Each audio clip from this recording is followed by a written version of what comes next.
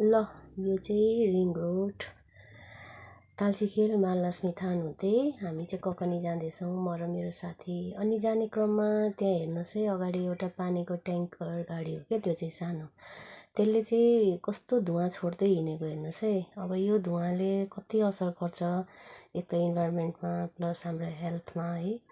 अब सरकारले चाहिँ यो कुरामा चाहिँ अलिक कडाइ गर्नुपर्ने हो, अलिकति रोकेर कारवाही गर्नुपर्ने हो, तर गर्दैन, सरकारलाई मतलबै छैन।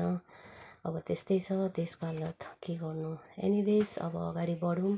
अगाडि बढ्दै जाँदा हामी ल एकान्त कुना आइपुग्यौँ। अनि एकान्त कुना आइपुग्दाखेरि त्यो साइडमा हेर्नुहोस् न, कस्तो मजाले जर्कान्डा फ्लावर्स फुलिरहेछ है। यति बेला यसको सिजन हो नि त, वर्षमा एकचोटि फुल्छ। यसले गर्दाखेरि, यो फ्लावर्सले गर्दाखेरि काठमाडौँ ललितपुर दामी देखेछ कि, कति राम्रो देखेछ। अनि सायद यसलाई ब्लू मिमोसा पनि भनिन्छ जस्तो लाग्छ है। अनि ल यति भन्दै अब हेर्नुहोस् है, हामी कलङ्की पनि आइपुग्यौँ। अनि कलङ्की आइपुग्दाखेरिको चाहिँ आज नभनी हिजोको वेदर एकदम राम्रो थियो कि।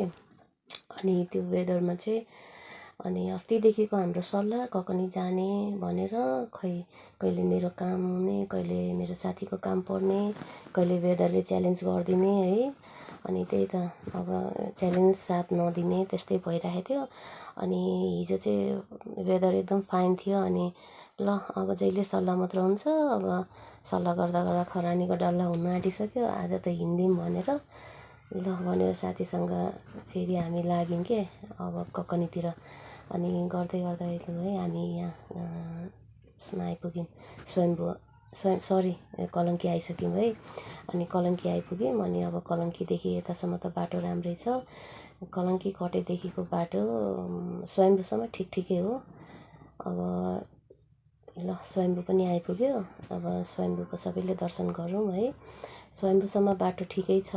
त्यहाँदेखि उताको यो बालाजु जाने बाटो, यो त्यहाँदेखि चक्रपथ भनौँ न, बाटो चाहिँ मलाई यस्तो झ्याउ लाग्छ। तर लक्किली हिजो चाहिँ बाटो केही जाम पनि थिएन, धुलो धुवाँ त्यस्तो केही पनि थिएन है। राम्रो थियो बाटो, जे होस् एकदम खुल्ला थियो। यस्तोमा ड्राइभ गर्नुको मजा पनि छुट्टै छ। बाटोको कुरा गर्नु पर्दाखेरि चाहिँ काठमाडौँभन्दा ललितपुरकै बाटो चाहिँ दामी है, राम्रो छ। अनि त्यसो गर्दै हामी अब यहाँ अब बालाजु बाइपासको उकालो हामी लागिसक्यौँ है। अब यहाँदेखिको माथिको ठाउँलाई के भन्छ मलाई त्यति थाहा छैन नामहरू है।